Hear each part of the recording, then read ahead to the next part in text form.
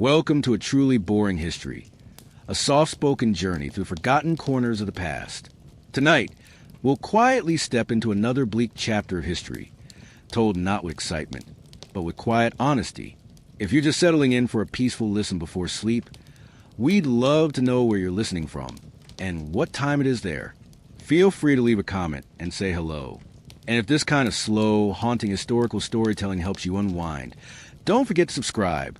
For more quietly devastating stories, like the brutal lives of Roman gladiators, where every breath was a battle and freedom was just another illusion, the journey into the world of the Roman gladiator never began by choice.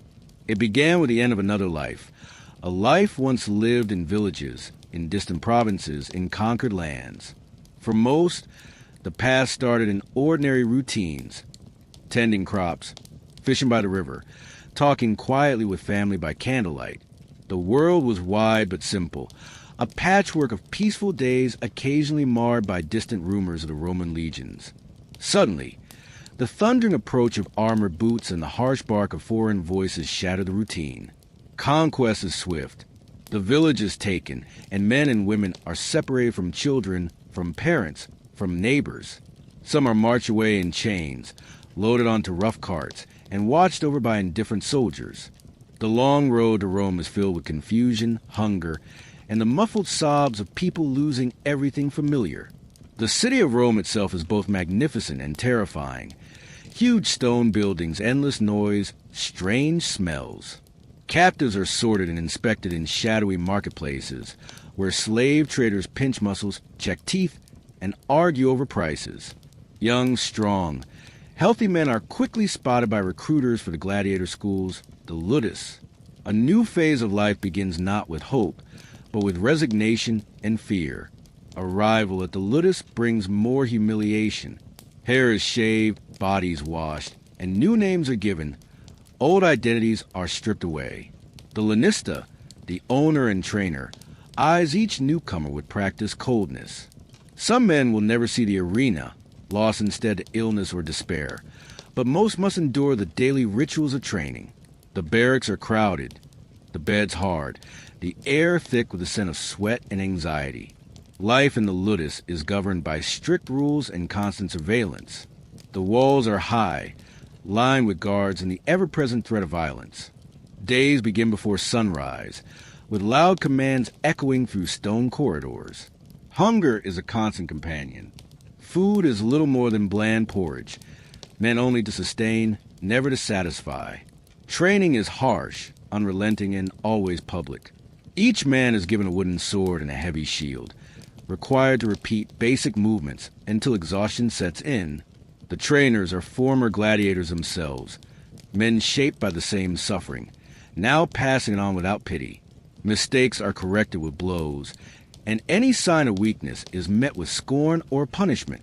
Bruises and cuts become part of daily life. Muscles ache in the cold air, and nights bring little comfort. Rest is uneasy, haunted by memories of home and fear for the future. Any attempt at escape is crushed swiftly and violently. The stories of failed escapes are retold often, each ending with capture and public execution as a warning. Yet within the ludus, a strange new society forms. The men, once strangers, become comrades in misery. There are whispers of hope, rumors of freedom for those who fight well enough to survive.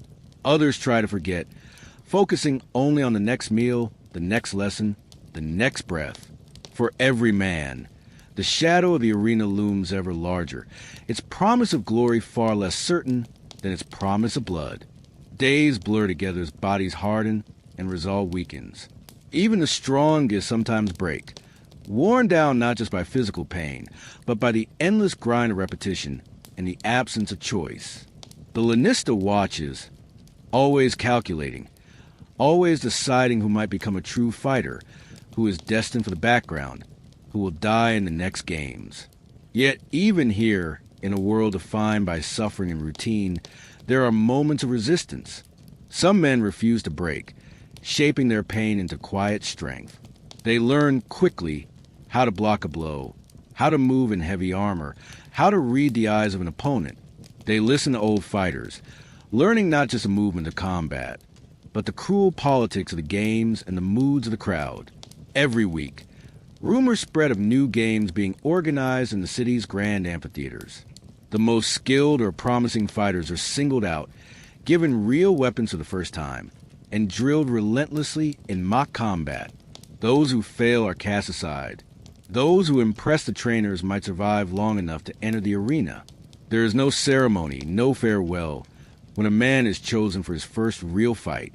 He is simply led from his cell at dawn, dressed in strange armor, handed a sharpened blade, and paraded through narrow tunnels toward the blinding light of the sand. The roar of the crowd is deafening. The first steps into the arena are like stepping into a nightmare made real, a place where every eye demands a spectacle and every mistake brings blood. Here, the true horror of the gladiator's life is revealed, not in a single moment of violence, but in the endless cycle of fear, struggle, and survival that defines each day. There is no glory, only the simple and relentless hope of surviving one more fight. Training at the Ludus begins before the sun ever rises. The air is cold and damp, filled with metallic scent of sweat and the distant echo of trainers barking orders. Sleep is a rare luxury. Most men lie awake long before dawn, haunted by dreams of home or the nightmares that await them in the coming day. When the call finally comes, it is not with gentle encouragement, but with harsh, shouted commands that leave no room for hesitation. Hesitation is quickly punished, as discipline is the foundation of life within these walls. The trainees are herded into the yard, the ground packed hard from years of desperate footsteps. Rows form quickly, each man clutching a wooden practice sword and a battered shield, their fingers numb from the morning chill. The instructors, former gladiators, some now crippled, all hardened by years of survival, pace back and forth with scrutinizing eyes. Their voices carry the authority of men who have both taken lives and nearly lost their own countless times. Every mistake is met with a blow from a staff or a humiliating shout in front of the others. There is no privacy, no chance to nurse wounds in peace. The first hours are spent in relentless repetition. Basic strikes, blocks, stances. Over and over, bodies strain, muscles tremble, until even the strongest arms feel like they're made of lead. The dust kicked up by so many feet clings to sweat and blood, turning every cut and scrape into a persistent ache. Any sign of defiance is quickly crushed. One man who refuses to rise after collapsing is dragged away by guards, his fate a silent warning to the rest. After hours of drills, there's barely enough time to gulp down a bowl of tasteless barley porridge and a cup of thin, sour wine. Meals are taken in silence, under the watchful eyes of armed guards. Conversation is discouraged, and what little is spoken is whispered between trusted friends. Mistrust festers as newcomers wonder who among them might betray the others to earn favor or avoid punishment. As the sun climbs higher, training intensifies. Men are paired off to spar with one another, their movements scrutinized for signs of skill or weakness. Old injuries are aggravated and new wounds are inevitable. A split lip, a bruised rib, a twisted wrist. There is no gentle healing. The medicus, or doctor, is a grim and unsympathetic figure who treats wounds with harsh vinegar and roughly sewn stitches. Infection is common, and those who cannot keep up are quickly discarded, sometimes never seen again. The afternoons are reserved for endurance and discipline. Trainees are forced to run in heavy armor, carry stones, and practice the rituals of combat over and over under the glare of the lanista. The lanista is a figure both feared and respected, his temper legendary and his punishments creative. He studies each man's strengths and weaknesses, making notes for which style of fighting they might be forced to adopt in the future. Some men are selected to train as Murmillo, heavily armored with sword and shield. Others become Thraex, wielding curved blades, or Retiarius, given only a net and trident and little protection. The sun begins to set, but training rarely stops at dusk. Torches are lit, casting flickering shadows across exhausted faces. Even as bodies ache and spirits falter, mistakes are not tolerated. Discipline is relentless. For every misstep, a punishment. Sometimes extra drills, sometimes lashes with a whip, sometimes simply being left outside all night to shiver in the cold. Night brings no true relief. In the barracks, men collapse on his straw pallets, their bodies battered and their minds numb. Some pray quietly. Others stare at the ceiling in silence, haunted by the knowledge that tomorrow will bring nothing but more pain. The air is thick with the sound of labored breathing, soft groans, and the occasional muffled sob. Sometimes, the older gladiators share stories. Tales of legendary fights, of lost comrades, of the fleeting hope that a man who survives long enough might win his freedom. These stories are equal parts inspiration and warning, reminders that even the most skilled can fall with a single misstep. Even as the weeks pass, the routine never changes. The ludus is a machine designed to break men down and reshape them into something both feared and admired by the crowds. Some men adapt, hardening themselves against pain and humiliation. Others simply disappear, gone before their names are even remembered by their peers. There is no room for weakness, no space for mercy. This is a school of suffering, a crucible where hope and humanity are tested every day, where only the strongest, most adaptable, or most fortunate will survive to see the inside of the arena. The days and nights inside the ludus become almost indistinguishable, a relentless loop of exhaustion and anxiety. But nothing prepares a trainee for his first real combat drill. The morning begins even earlier than usual, the atmosphere heavier, thick with dread and anticipation. The routine stretches and drills are harder. The instructor's voice is sharper, as if they too feel the weight of the day ahead. Today, the wooden practice swords are replaced with iron blades, dulled, but real enough to break bone and tear flesh. Helpless glances are exchanged between trainees, a silent understanding that not everyone will leave the yard unscathed. The lanista stands before the group, his gaze cold and calculating as he names pairs. You feel the spike of adrenaline and fear as your own name is called, matched with another recruit whose hollow eyes mirror your own uncertainty. There is no encouragement, only the strictest command to fight with everything you have. The spectators, mostly trainers and a few visiting Roman patrons, watch with interest, murmuring and exchanging bets. The ground beneath your feet is hard, your hands sweaty as you grip the weapon. The first clang of iron against iron resounds, ringing in your ears as you parry an aggressive lunge. Training has taught you the basic motions: how to deflect, how to strike, how to keep your body turned to minimize exposed flesh. But nothing in practice can simulate the wild, desperate energy of a man fighting to avoid pain. Each blow is harder, less controlled, driven by raw fear. Bruises bloom quickly across your forearms and thighs. Your breasts become ragged, and you feel the first trickle of blood from a shallow cut above your brow. Pain sharpens your senses. Fear keeps your feet moving. Every mistake costs dearly. A slip, a missed block, and your opponent lands a blow to your ribs that knocks the breath from your lungs. You retaliate on instinct, swinging the iron blade at his exposed shoulder, the impact vibrating up your arm, and drawing a gasp from the other boy. Instructors yell instructions and insults, prodding you to push harder, to ignore pain, to prove you are worth more alive than dead. Around you, the sound of metal harsh breathing and stifled cries from other pairs creates a chaotic rhythm.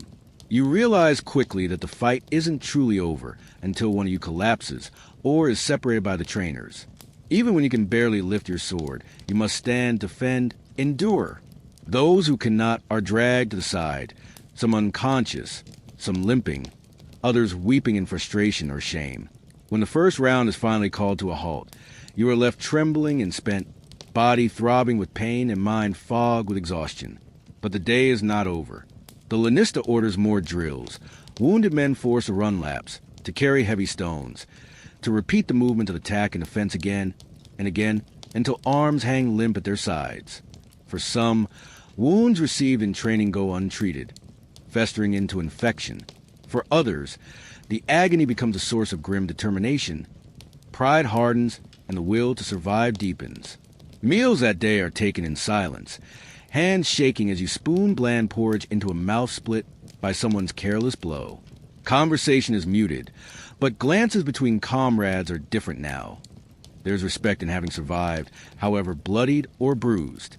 At night, the barracks are quieter than usual, every man tending to his wounds with scraps of cloth, a few drops of oil, or whispered prayers to whatever gods might still listen. Some trainees disappear over the next few days, removed from the ranks without explanation. Whispers suggest they died of their injuries or were deemed unfit for further training. The reality hangs over everyone. Only the toughest, the quickest, the luckiest will continue. Yet each morning, when the call to arms rings out, you find yourself standing and joining the others in the yard, because the only alternative is the certainty of death. And here, in the Ludus, even the slimmest chance of survival is better than none. Every lesson, every wound, every bruise becomes part of the brutal education that transforms frightened captives into hardened fighters. There is no space for rest or recovery. Only forward, only the next challenge, only survival at any cost. The ire in your hands begins to feel less foreign with each day, not because it becomes easier to wield, but because the pain of holding it never fully subsides. Your palms are torn, blistered, and raw. Your fingers thick and inflexible each morning until you force them to wrap again around the hilt of the sword. The weapon is no longer a symbol of power. It is a burden, an extension of your suffering. But in the Ludus, it is also the only thing standing between you and oblivion. The training now moves beyond simple forms and drills. It becomes tactical, brutal, precise. You are introduced to the full arsenal of tools used in the arena, each with its own demands, its own deadly rhythm. There is no room for preference. The trainers decide what you will fight with based on the way you move, the shape of your body, the way you react under pressure. You are being sorted, not just by strength or speed, but by the likelihood of survival in a crowd that wants blood more than skill. The Murmillo, with their massive rectangular shields and short stabbing swords, are made to resemble the Roman soldier, slow but heavily armored, meant to dominate through raw power. Their helmets cover nearly the entire face, restricting vision and breath, transforming each bout into a suffocating grind. The Thraex, more agile, are armed with curved blades and lighter armor, built for spectacle, expected to leap, twist, provoke. The Retiarius, perhaps the most pitted or mocked, fight with nothing but a weighted net and a three-pronged trident. They wear no helmet. They rely on speed, on desperation, and often on luck. When you are handed your designated equipment, you feel the judgment that comes with it. Some men are furious to be labeled a Retiarius, seeing it as a sign of weakness. Others, chosen executors with full armor, dread the weight and claustrophobia. The gear is not custom-made. It is reused, ill-fitted, stained with old blood and sweat from the men who died wearing it. The scent never fully fades. Every scratch and dent is a story you will never know. The instructors push harder now, forcing you to train specifically with the weapons you've been assigned. Every move is corrected with shouted insults and painful demonstrations. You spar in mismatched pairs, mimicking the styles that will be forced upon you in the arena. Murmillo versus Thraex, Secutor versus Retiarius. The balance is always uneven, on purpose. The crowd in the amphitheater prefers drama, imbalance, the thrill of seeing the unlikely win. You begin to understand that these weapons are not tools for victory. They are instruments for performance. They are meant to draw out fights, to create tension, to spill blood slowly and artfully. The crowd wants to see pain, struggle, humiliation. They cheer not just for triumph, but for suffering. The training yard becomes a theater of suffering. Each clash of metal is louder, more vicious. The instructors begin to allow injuries. A cut to the leg, a cracked rib, a broken finger. These are no longer reasons to stop. They are part of the process. You are expected to fight through them, to ignore them, to show that your body is no longer yours, but an offering to the demands of the game. You start to lose count of how many times you fall, how many times your face hits the dirt, how many times you spit blood and dust and stand back up simply, because standing down is worse. Your world narrows to weight, noise, and pain. Your sleep is filled with the sound of iron scraping against iron, of your name being called, of the sickening crunch of successful strike landing too hard. And still, there is more. Some days, the Lanista brings in animals, dogs, boars, chain lions too weak to be used in real games, but strong enough to test your nerve. You're made to train with blunted spears and nets, to corner and avoid, to learn the rhythm of fear. It is chaos. Men are bitten, clawed, thrown to the ground. One is nearly gored and carried away. No one says his name again. On other days, the trainers speak of the arena, not as a concept, but as a reality. They describe the heat of the sand, the roar of the crowd, the blinding light, when you first step out. They tell you that nothing in this courtyard will prepare you for the smell of death in the amphitheater, the deafening call of 50,000 voices demanding you kill or die. They describe the games as if they are something sacred, and in a way, they are sacred to the Empire, sacred to the people who come to forget their lives by watching yours fall apart. You begin to feel the approach of something inevitable. Each time you lift your weapon, each time your shield slams against another, you can feel the future pulling closer. The ludus is no longer just a prison. It is a passage, and the arena is the only exit. The weapon becomes heavier in your hand, not just from exhaustion, but from what it means. When the day comes, when the gate opens and you are shoved into the light, it will be the only thing between you and death. You wonder how many men have held this same sword, how many gripped it tightly, promised themselves they would live, and how many died screaming within their hand. Still, you swing, you block, you move, you bleed, because you are no longer learning to fight. You are learning how to suffer, and how to do it well enough to survive an audience that will never see you as anything more than a story written in sand and blood. There is no announcement, no sudden trumpet, no ceremony. Just a quiet instruction one morning to stay behind as the others are herded into the yard. Your name has been marked. The lanista doesn't even look up when he says it. A slave hands you unfamiliar gear, heavier armor, a real sword, and a helmet with narrow slits for sight. It is hot inside, and the air smells of iron and mold. You're told to follow without question, and you do. Down narrow corridors, through arched stone tunnels, past locked doors and shadow cages. This is not a drill. It is not a sparring match. You are being led to your first exhibition, a test match, organized for a small group of Roman nobles and patrons who want a private taste of the violence they pay for in the grand amphitheaters. The rules are simple. Survive, entertain, and bleed enough to satisfy the ones watching. If you fall too quickly, you're humiliated. If you fight too weakly, you'll be punished. If you hold back, the other fighter won't. You step into a sand-covered ring, enclosed by wooden fences. Sunlight filters in through small gaps in the ceiling. Around you, seated on stone benches, a dozen well-dressed Romans murmur over goblets of wine. Some of them have brought their children. One girl, no older than 10, points at you and giggles behind her hand. The lanista is already beside the nobleman, praising your potential, placing bets. He smiles, but there is no pride in his words, only commerce. The other fighter steps into the arena. He's older, heavier, with several scars crossing his arms and a permanent limp on his left leg. He wears minimal armor, but his grip on the sword is confident. You know instantly he's been through this before. There is no signal. The man lunges and the fight begins. The first blow jars your entire body. It slams into your shield with terrifying force, forcing you backward into the sand. You barely manage to stay on your feet. You don't have time to think. The second strike comes faster, aim at your legs. You jump aside, clumsily swinging your own blade in return. It misses. The crowd murmurs, unimpressed. You hear laughter. A nobleman shouts something in Latin, and the other fighter grins briefly before attacking again. You manage to block the next swing, but the impact sends pain shooting up your arm. You swing wildly, too high, too desperate. He counters immediately, slamming his shield into your chest, knocking you flat. The taste of sand and blood fills your mouth. Your ears ring. You force yourself up before he closes in, stumbling to your feet just in time to parry another blow. This time, your sword grazes aside, and a cheer rises from the audience. It's small, mocking, but the first sign that you've given them something to notice. He is careful now, circling you, testing. He's stronger, more experienced, but you're younger, faster, and desperate. You feint left and cut right, managing a shallow strike to his arm.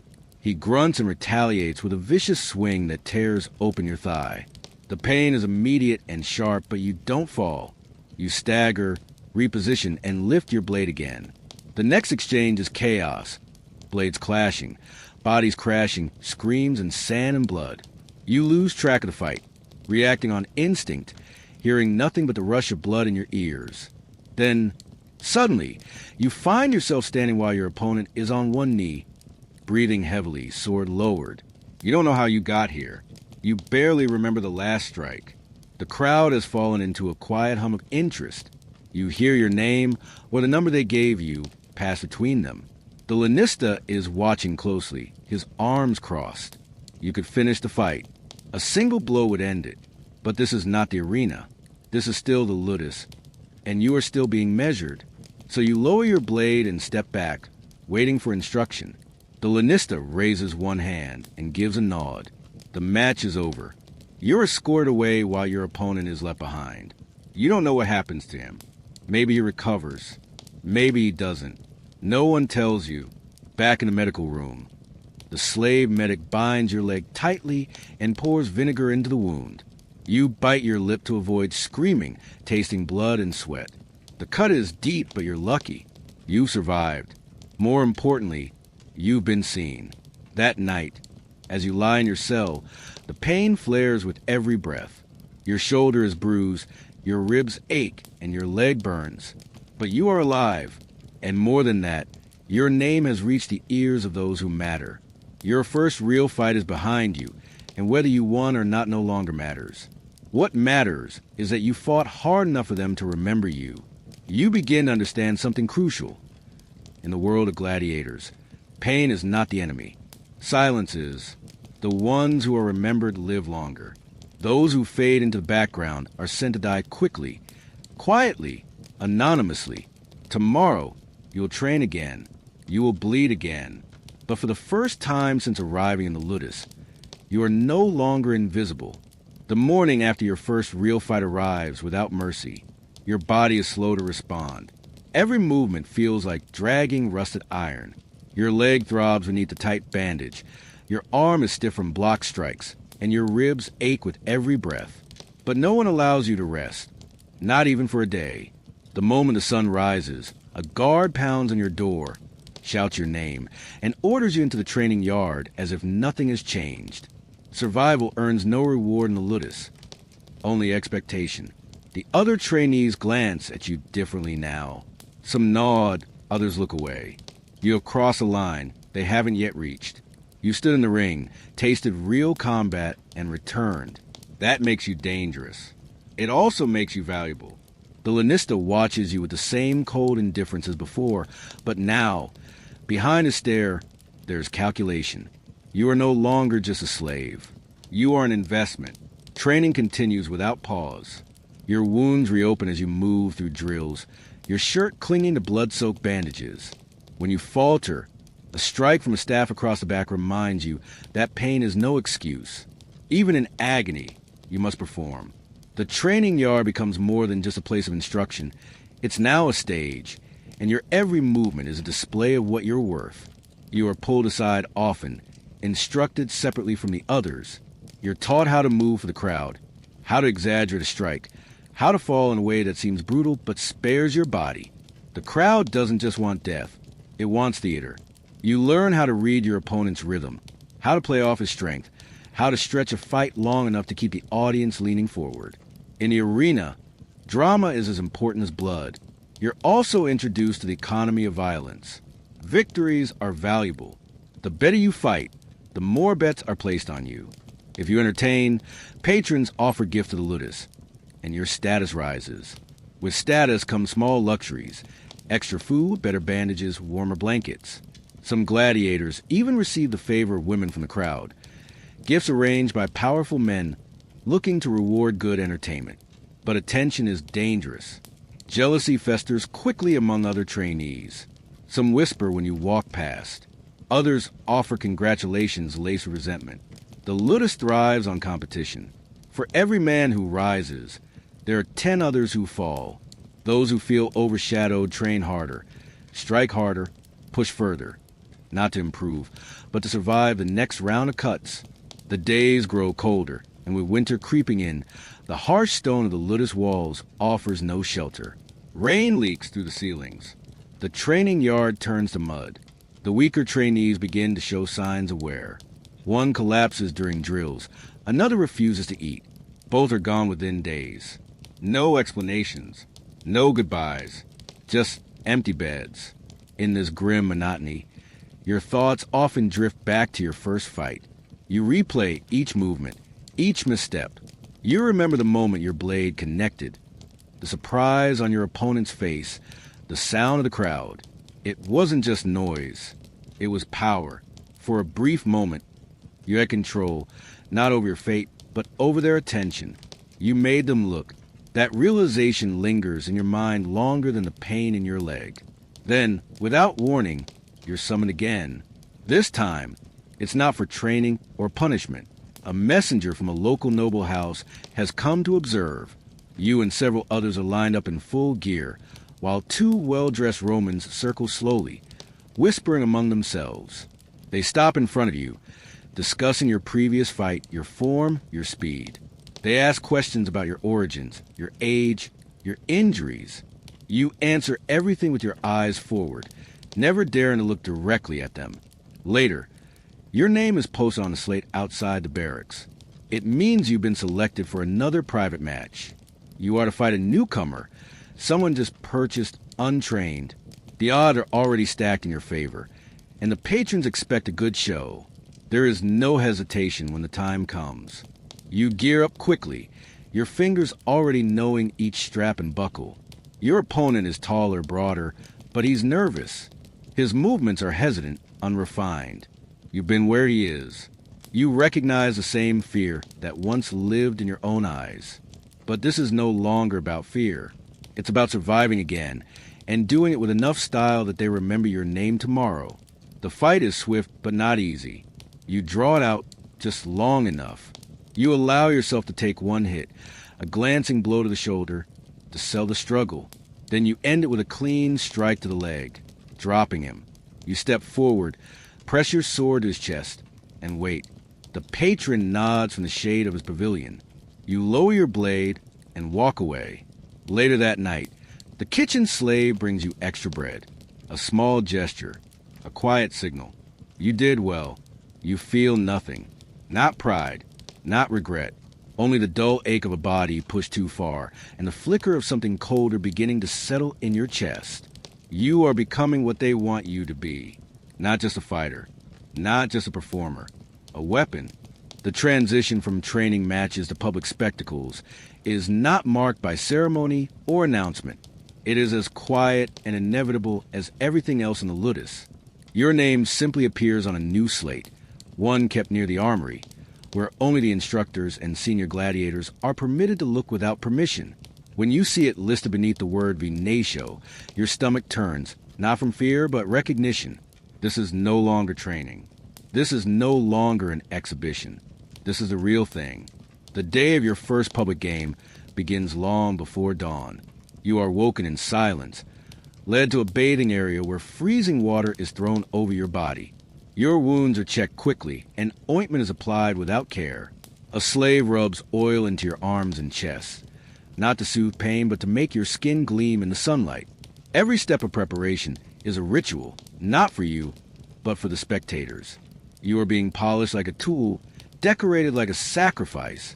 Your armor is inspected, your weapons sharpened, your name rehearsed by a boy who will later shout it from the side of the arena floor, try and pronounce it with dramatic flair. You are taken in a cart with 6 others, all dressed in the same grim uniform of enforced confidence. No one speaks. The road is short, but the silence makes it feel endless. You feel the vibration of the wheels in your feet, hear the distant hum of the city awakening. Somewhere up ahead, beyond the fog and dust, 50,000 strangers are finding their seats. The amphitheater is impossibly large. Its stone walls stretch higher than any building you've seen. The crowd is already roaring before you've even passed through the gate. The sound is not just loud, it's alive. It rises and falls like a wave, unpredictable, wild, hungry. You are pushed into a holding chamber where the guards wait with buckets of wine and pieces of raw meat. Some gladiators eat. Others drink until their hands stop shaking. You do neither. You sit with your weapon across your lap and try to remember every move you were taught, every counter, every breath. Then the gate opens. Sunlight floods in, blinding. The heat of it stuns you after the cold darkness. The crowd roars louder, voices blending into a wall of noise so overwhelming that it becomes meaningless. You step forward, not because you choose to, but because those behind you are moving and there is nowhere else to go. The floor of the arena is coarse sand, soaked in old blood that never fully washes away. All around you are the seats, the tiers of spectators, the noble boxes draped in colored fabrics, the shadows where the emperor's men watch with studied detachment.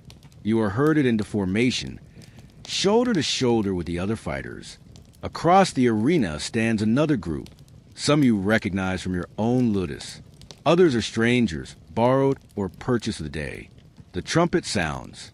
There is no time to think. The battle begins in chaos. There are no rules, no pairs, only survival. Blades flash in every direction. Men fall in the first few seconds, one with a spear through his throat, another with his skull caved in by a hammer. The crowd cheers with every death, rising louder with each spray of blood. You block an axeman for your side, counter with a swing that grazes your attacker's arm. He retreats, and you move without pause, because standing still is death. A scream pierces the air, close, high, desperate. You don't look to see who it came from. Another body hits the sand. The scent of iron, sweat, and burning oil fills your lungs. You slip, recover, strike again. A man swings at your leg, and you twist just enough of the blade to catch only armor. He leaves his side open, and your counter is automatic, practiced, precise. He goes down. You do not watch him die. You move forward. The game lasts minutes, though it feels like hours. When it finally ends, only a handful are left standing. You are one of them. You are pulled away by guards, your name shouted again to crowd. You do not feel pride. You do not feel relief. You feel the weight of the sword in your hand. Heavier now, somehow more permanent. Blood, not all of it yours, drips from your forearm. It tickles, but you do not brush it away. Back in the holding chamber, no one speaks. A few men laugh, not joyfully, but like a cough. One begins to sob quietly. He is not stopped. The guards wait until the crowd begins to disperse before marching you back to the cart. The return to the ludus is silent. You are not congratulated. You are not comforted. You are fed a small portion of bread, given water, and left alone in your cell. Later, someone slips a token through the bars. A small wooden disc with a mark on it. The sign of a patron. It means someone noticed you. It means you were entertaining. It means you will fight again. You sit back against the wall, eyes open, unable to sleep. Now, you are not just a gladiator. You are part of the games. And the games will never end until you do. The next morning, there is no recovery period, no soft return to routine. You are summoned before the lanista, not with the usual barks of a guard, but by a quiet messenger carrying a list and a sealed scroll. He says little, but his tone is different, measured, deliberate, almost careful. The lanista doesn't look up from his seat when you enter. He simply gestures for you to kneel, and as you obey, he informs you with a bored voice that a name has been given to you by the crowd. Not a number. A name. The patrons who watched your last match have begun to ask for you, not as a favor or curiosity, but by request. This marks a transformation. You are no longer just a fighter. You are becoming a character, a brand, something the crowd can follow from one game to the next. The name they gave you is meaningless, chosen for flair and brutality. But it sticks. They will remember it. And that is all that matters. With fame comes exposure. You're no longer allowed to train only with the others. You are assigned private sessions with elite instructors, former champions, disfigured legends who once stood under the same sun, cheered by the same crowds. They teach you not just how to fight, but how to fight beautifully. Every movement must have weight, rhythm, spectacle. The brutality must be precise, intentional, measured in both force and performance. You learn to work the crowd, how to look at them after a kill, how to time your movements to the swell of their voices, how to recognize the moment when they want blood and the moment when they crave mercy. It is not unlike music. You are no longer just a man trying to survive. You are part of a grand, cruel orchestra. This new attention earns you certain privileges. You are moved to a private cell, slightly larger, slightly warmer. Your meals improve. There is wine now and meat once a week. A physician checks your wounds daily, applies better salves, speaks to you with faint respect. Slaves bring you letters from patrons who watch your fight. Some are offers, some are invitations, some are indecent, all are dangerous. But fame is a trap. For every reward offers, it asks for more of you in return. You must train harder. You must win more. You must survive longer, bleed more convincingly, die more slowly. If you ever do, the crowd now recognizes you, and recognition is its own form of pressure. They expect more with every match. They demand escalation. You're no longer allowed to win quietly or die quickly. Worse, the other gladiators begin to see you differently. Some offer flattery. Others show teeth behind their smiles. A few avoid you altogether. They know your fame threatens theirs. In the arena, there are no allies, but fame sharpens rivalries into hatred. Rumors spread that one fighter has bribed a trainer to arrange a match against you. Another is overheard saying he'll make sure the crowd forgets your name with a single swing. You sleep with your weapon closer now, though the ludus forbids it. You trust no one. The games continue. Match after match, your name is called. Your opponents grow more skilled. The match is more choreographed, but also more lethal. The margin for error shrinks.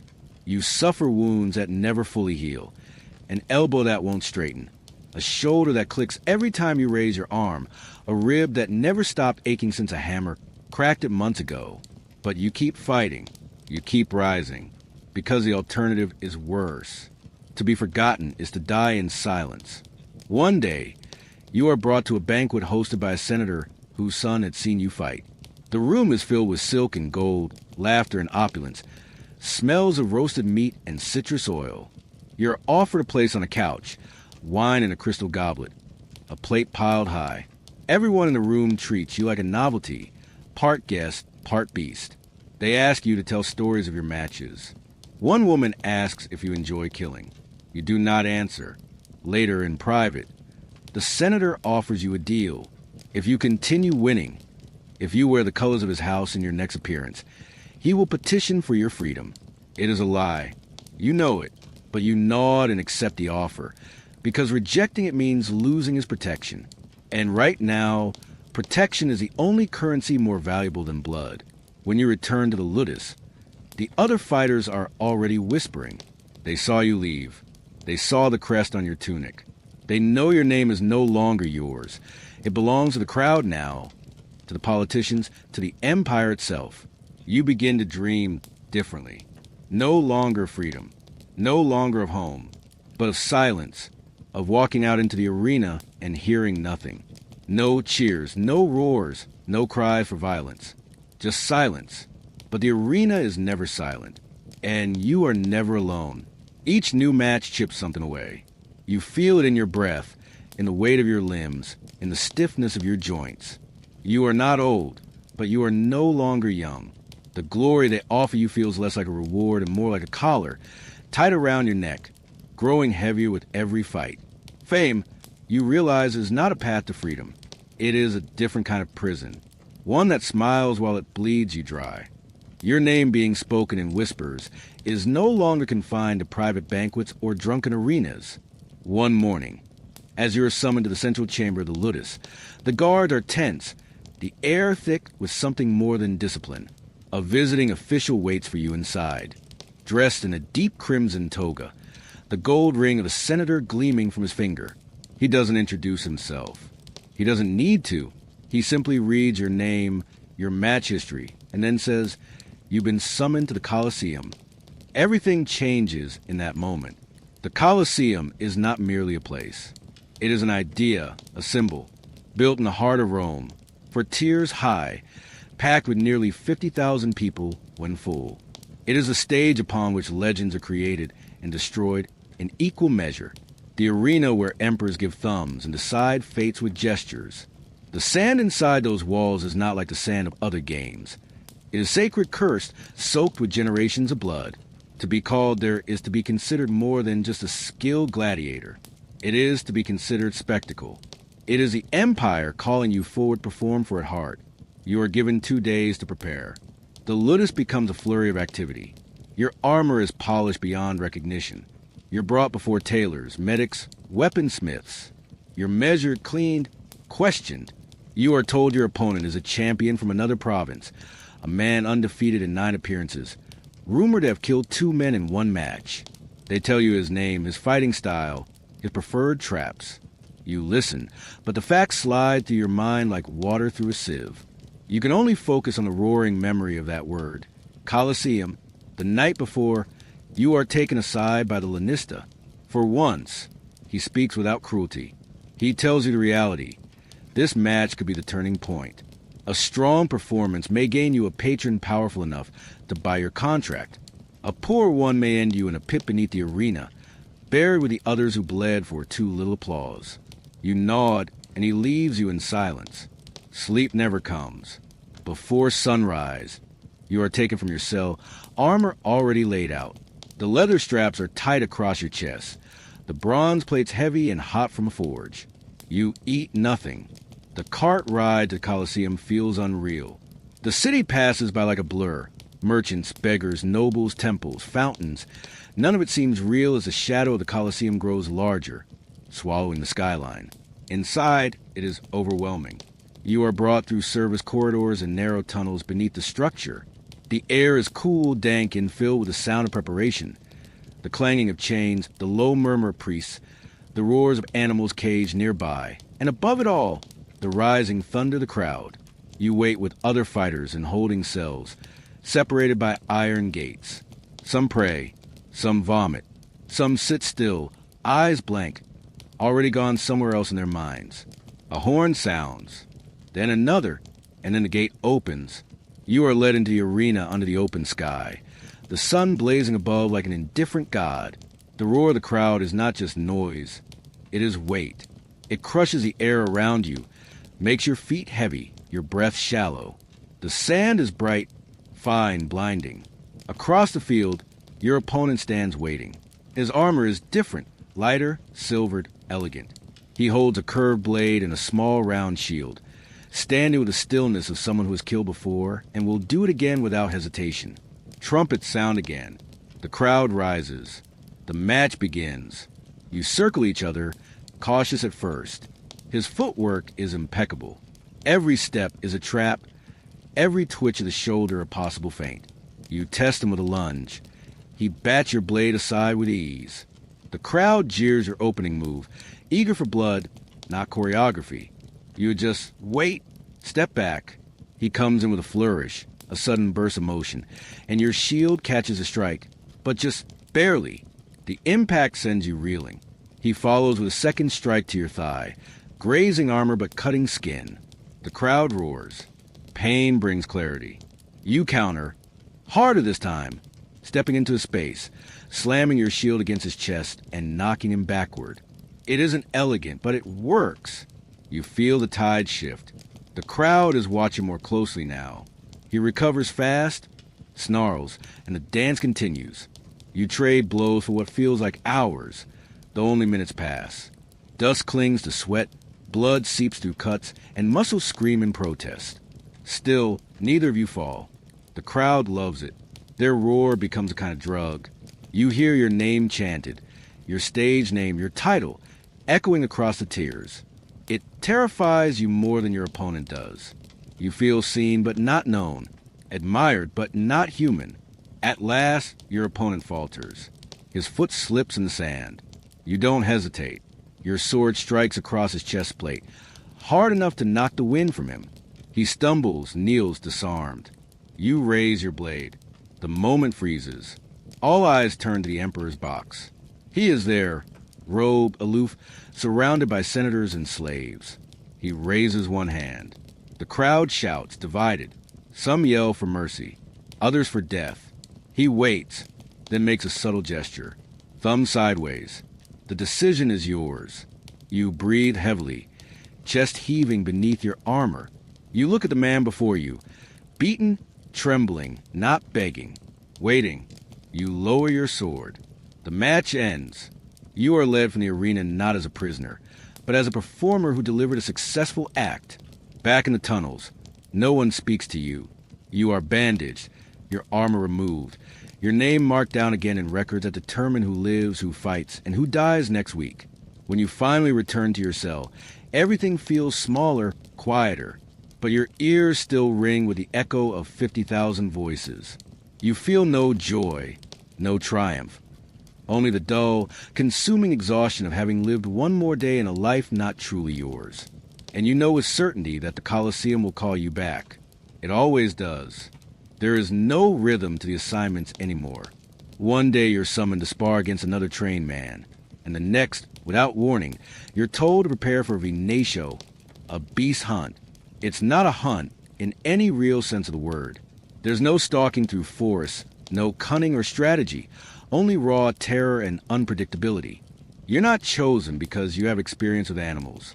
You're chosen because you survive enough matches to be considered durable, and the audience wants to see if even you can bleed under claws of something wild. When they first tell you, you assume you'll be one of many, perhaps in a group of 6 or 8 fighters, working together to corner some exhausted lion or half-starved bear in the arena. That illusion is shattered when you're handed a long spear, a minimal chest plate, and a small buckler. The instructor doesn't speak much. He simply says, "Fast feet, steady grip, don't hesitate." You're placed in a holding cell beneath the Colosseum again, but this time it's different. The sounds from above aren't cheering for a duel. They're a low, rising roar of anticipation mixed with unease. Animal matches are more unpredictable. The crowd knows they may not see a skill kill or a well-timed dodge. They may just see a man get torn open in seconds. And that uncertainty is exactly what excites them. The gate lifts. You step into a ring that smells not just of blood, but of waste, of meat, of fur. The sand is littered with bones from previous matches. Some bleached, some fresh. The sun is merciless, baking the earth and your skin beneath it. On the far side of the arena, another gate opens with a sharp clatter. A lion steps out. It's not majestic. Its ribs show, its fur is matted, one eye is cloudy. But its body is still powerful, its movements quick and silent. It pauses, sniffing the air, and looks directly at you. The crowd goes quiet. Then the beast growls, a low, guttural sound that seems to vibrate through the soles of your feet. You raise your spear. The fight that follows is not graceful. You don't charge. The lion doesn't leap immediately. You circle each other slowly. Every instinct tells you to run, but you know the walls are too high and the spears of the guards too quick. This is your world now. You must stand in it. The lion lunges. You dodge, barely, jabbing with your spear. It connects, not deep, but enough to draw a streak of blood. The beast recoils furious and circles again. It's fast, faster than you imagined. And when it comes again, it swipes low, catching your thigh. You fall hard, the sand biting into your open wounds. You scramble, spear forgotten for a moment, and roll just as the lion closes in again. The fight becomes pure survival. You manage to retrieve your weapon and jab it upward as the lion pounces. The point catches its shoulder, causing it to roar in agony and twist away. The crowd explodes into noise. Now it's a show. Now they're entertained. You don't feel it. All you feel is the heat, the ache, the pounding of your heart as your arm trembles from exertion. Eventually, through wounds and blood and desperation, you outlast it. The lion collapses first. Its strength bled out from the cuts you've managed to inflict. You don't kill it. The guards do, as the crowd demands a clean finish. You're too injured to lift your arm, let alone deliver a killing blow. You are dragged from the sand. The physician doesn't scold or praise.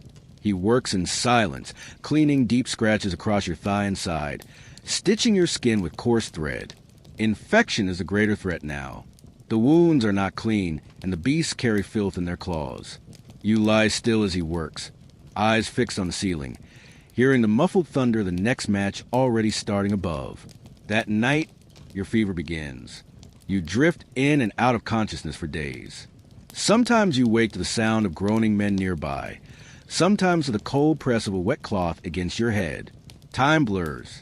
At one point, you believe the Lanista visits you, perhaps to check if his investment will survive, or perhaps it's just a dream. The fever burns through you, dragging you into hallucinations of screaming crowds and beasts that won't die. Eventually, the fever breaks. You survive again, but you are changed. The scars on the lion's claws are thick, purple, and jagged, cutting across your side like a permanent reminder that the enemy in the arena isn't always another man. Sometimes it's hunger given form, pain given teeth. You're told the crowd was pleased. The senator's house sends wine. A girl you've never met writes you a letter calling you the Lion Slayer. It's ridiculous. You know how close you came to dying. You know the beast wasn't the only one bleeding on the sand. You return to training sooner than you should. The ludus doesn't allow long rests. Your body still trembles at times. Your balance is off. But you swing your sword anyway. You practice your footwork. You do what's expected. Because once you've fought a beast, they know you'll do anything. And now they want more. The moment you return to the arena after the animal fight, you notice the change. The cheers are louder, the anticipation thicker, but the mood of the audience has shifted. They are not simply observers anymore. They are judges, orchestrators, executioners by proxy. Their eyes are sharper, their appetites more refined. They've seen you bleed. They've seen you survive the lion. Now they want to see how much more you can endure. You're no longer curiosity. You are a favorite, and that is far more dangerous. The arena is no place for mercy, but the crowd's cruelty is not always as direct as a demand for death. Sometimes it is in how they drag out a moment, how they scream when a man falls to his knees, and then falls silent, waiting for the victor to look up at the podium before dealing the final blow. The crowd wants you to hesitate. They want to savor that hesitation. They want to see if you will obey them or defy them. There are times you find yourself standing over a bleeding opponent, your chest heaving, blade raised. You know the man before you is broken, his arm twisted unnaturally, his face split open, but you wait. You don't move until you hear the crowd chant. Sometimes they beg for death. Sometimes they beg for mercy. Sometimes they split, half demanding the sword and half demanding restraint, as though your hesitation is their entertainment. It is not the blood they care about. It's the control. They want to see if they can sway you. They want to break you not just physically, but spiritually. They want to mold you into a creature that kills on cue, smiles on demand, dies without resistance. And slowly, you feel yourself giving in.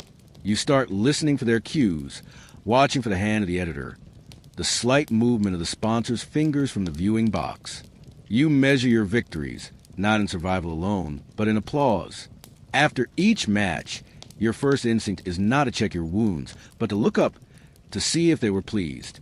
The crowd doesn't know your name, not really. They know your arena name, the one given to you when you first drew blood. To them, you're a character, a mask, a role played in dust and violence. They send letters addressed to that name. They carve it into wooden idols.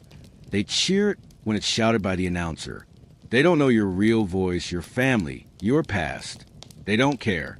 The moment you stop being entertaining, they will forget you without hesitation.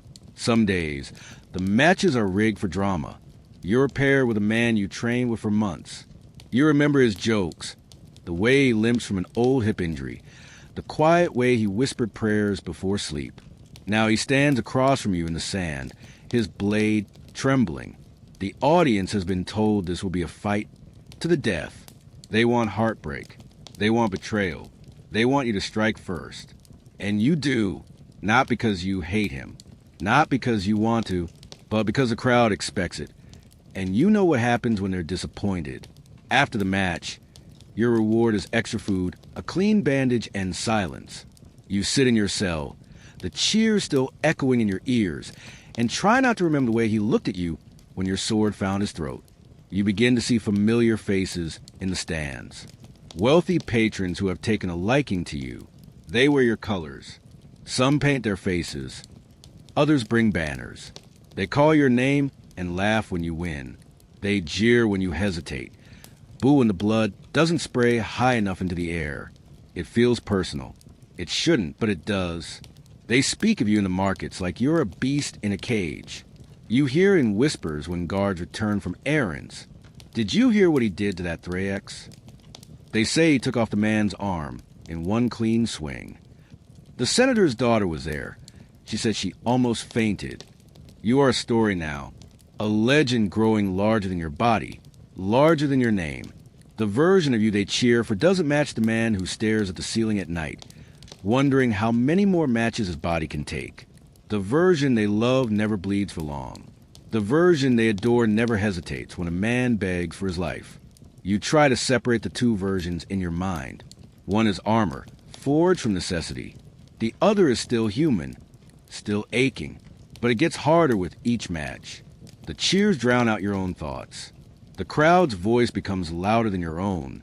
You begin to move in time with their rhythm. You begin to crave their approval more than you fear the blade.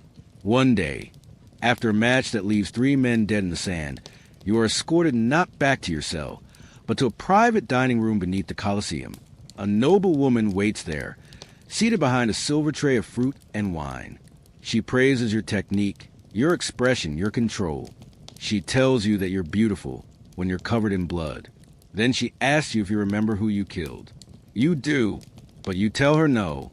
She laughs, pours you wine, and says she'll be back for the next match. She wants to see you do it again, but slower this time. You nod, because what else can you do? When you return to the Ludus, you realize you never once asked her name. The cruelty of the crowd is not always loud. Sometimes it's subtle, like the way they pretend to care about mercy, while hoping for pain, like the way they smile when you fall, or whisper prayers for your safety only after you've lost half your blood. Their love is conditional. Their praise is fleeting. They adore you because you are dying for them, one performance at a time. And deep down, you start to wonder if you're performing for them, or if you become one of them. There is no written manual, no scroll handed to you when you arrive at the Ludus that explains the rules of combat. The laws of the arena are not carved in stone but lived, enforced through pain, reinforced by punishment, and remembered in the scars of those who survive them. These rules are spoken in half-whispers, passed between fighters during stolen moment of rest, or shouted harshly by instructors when they see hesitation or error. Most of them are unspoken, and some you only learn once you've broken them. The first rule is clear: never turn your back. It seems obvious, even instinctual, but in the chaos of battle, when you're bleeding and disoriented, when your legs fail or your breath shortens and your vision blurs, the temptation to retreat becomes overwhelming. But the moment you turn your back, whether to run or to surrender, you surrender the illusion that you are still a worthy opponent. And the arena has no mercy for cowards. If the crowd sees you flee, they will call for your death. If the editor sees you hesitate, he will deny mercy. Instructors drill this into you until your spine locks rigid even in fear. Even a backward step is seen as weakness. The second rule: kill if commanded. Mercy is not always yours to give, and withholding it can be seen as disobedience. If the editor signals death and you hesitate, you risk being punished yourself. It is not unusual for a victor who refuses to kill to be whipped later in private, or demoted to harder duties, less food, harsher training. Some Lanisti allow their gladiators a degree of discretion, especially their more famous fighters, but most expect absolute compliance. Even the crowd, ever fickle, can turn vicious if they sense that a gladiator defies their thirst. The third rule is cruel in its simplicity: make it last. A fast kill is a wasted performance. A single blow, a clean strike, might be praised by warriors, but you are not performing for warriors. You are performing for citizens who have paid to see blood, agony, spectacle. The audience wants to see your opponent stagger, recover, collapse, rise again, scream, and bleed. They want tension. Your instructors teach you how to prolong a fight, how to wound rather than kill, how to disable a leg without severing it, how to avoid vital organs until the right moment. You become a student not of combat, but a controlled suffering. The fourth rule: obey the rhythm. There is a choreography to the match that is invisible to outsiders. The movement of the fighters, the timing of the strikes, the call and response between blood spilled and audience reaction, all of it becomes a kind of violent dance. You are expected to understand pacing. You are not to rush unless rushing serves the drama. You are not to stall unless stalling raises tension. Fights that break this rhythm are considered boring, and boring fights are punished. The crowd does not care that you fought well. They care that they felt something when you did it. Then there are the unspoken rules, dangerous not because of how they are enforced, but because you're never told about them until it's too late. Like the rule about not embarrassing your opponent too easily. If you humiliate a popular fighter, especially one with political backing or noble patronage, you may find yourself punished in the next match by being pitted against multiple opponents or forced to fight injured. The ludus has ways of reminding you to stay in your place. There is also the rule about silence. You must never speak too much before a match. Boasting is seen as arrogance. Begging for mercy is seen as weakness. The crowd enjoys the idea that gladiators are proud, controlled, stoic in the face of death. Your suffering must be expressed through movement, through blood, not through words. Speak too much, and they will cheer louder when your mouth is shut by a blow to the jaw. And then, perhaps the harshest rule of all, never become predictable. If you fight the same way twice, the crowd grows bored. If you use the same tricks, the same footwork, the same timing, they notice. They don't see you as a warrior honing his craft.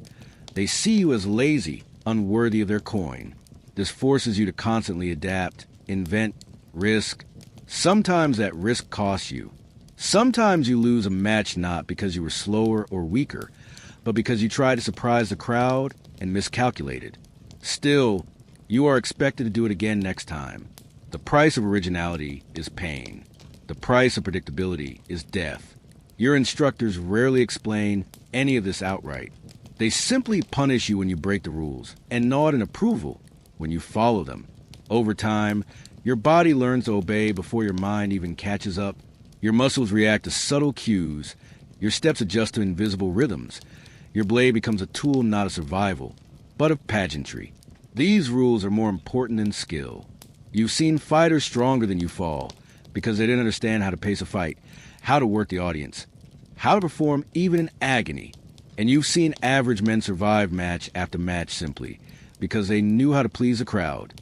The rules of combat are not about justice, honor, or even victory. They are about control. They keep you dancing to the tune of an empire that only values you as long as you are useful, as long as your pain is profitable. And as long as you follow them, you live, if only to suffer another day. You are told in advance when the match will end in execution. It is not a mystery. It is not a surprise sprung in the final moments of combat. It is arranged beforehand, written into the script like the final act of a play, except the actors do not take a bow. They are buried. There is no need for the condemned to have committed a crime. Sometimes they have, often they haven't. They are simply chosen. Prisoners of war, traitors, slaves who angered the wrong master, debtors who fell from grace, or even defeated gladiators whose performances didn't justify another chance. The crowd wants blood, and blood is what they're given. You've seen it before, from the sand from behind a gate, from a shaded corridor as you waited your turn. A man kneeling in the center of the arena, hands bound, head bowed, as the executioner walks slowly toward him in polished armor, dragging a massive sword that glints in the sun. The crowd hushes in those moments, not out of reverence, but in anticipation, like a child holding their breath before a toy explodes. Then the roar comes, some begging for mercy, some chanting for death. The man always looks up one last time, and then his head is gone. Now, you are told that your next appearance will be part of such a sentence. You are not the one to die. You are the one expected to kill. The condemned man is brought into your cell the night before. They want you to know who he is, what he did. They tell you he tried to escape, that he stabbed a guard with a stolen fork. He is young, thinner than most fighters, with trembling hands and red-rimmed eyes. You can see the outline of bruises on his ribs, where they've already punished him before the match. He does not plead. He does not speak. He lies down in the corner and does not move until the guards come again. The next day, the sun is high and the stands are full. It is a special festival, some local holiday celebrating conquest or law or peace. Ironically enough, you walk into the arena alone. The crowd cheers you by name. Your reputation has grown. Children wear wooden replicas of your helmet. Merchants outside the Colosseum sell dolls in your image. A slave whispers before you step out, "Make it clean. They don't want to mess today." The condemned is already there. He stands in the center of the arena, wrists tied to a wooden post, legs barely holding him up. His clothes have been stripped away, and his skin is raw where lashes have torn it. He looks up at you when you enter. He recognizes you. That's the worst part. There is something in his expression that says he hoped it would be anyone but you. The crowd is silent at first.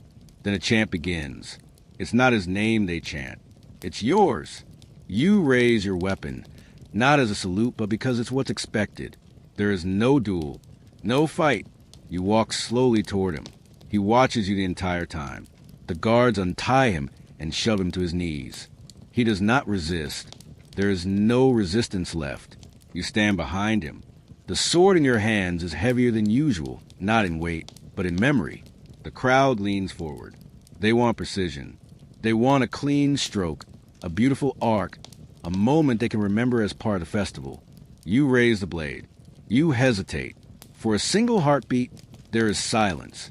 Then the editor gestures, and you obey. The sound is not what you expect. It's dull, not sharp, a wet crack and a sudden release.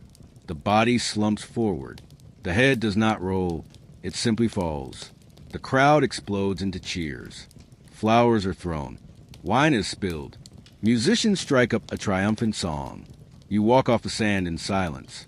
In the corridors, no one speaks to you. The physician checks your grip to make sure the blade didn't damage your wrist. A young boy brings you bread and wine, avoiding your eyes. You eat mechanically. The bread tastes like ash. That night, in your cell, you hear the crowd outside still celebrating. The execution was only the beginning of the day's festivities. There will be races, more fights, maybe even a naval reenactment if they flood the arena floor. You lie back, staring at the ceiling, listening to the music of people celebrating a man's death as if it were nothing more than a drumbeat. This is not the first time you've killed without a fight. It may not be the last. Some gladiators say these are the easiest matches. No danger, no real effort, quick and clean. But you know better. These are the matches that stay in your bones, that seep into your skin like smoke, that never quite leave when you wash your hands. The worst part is how easy it becomes. The second execution is not as hard as the first. The third, easier still. Eventually, you stop looking at their faces. You stop listening when they breathe heavily through cracked lips, when they pray quietly through broken teeth. You focus on the blade, the angle, the arc. You give the crowd what they want. Because if you don't, the next kneeling figure in the sand might be you.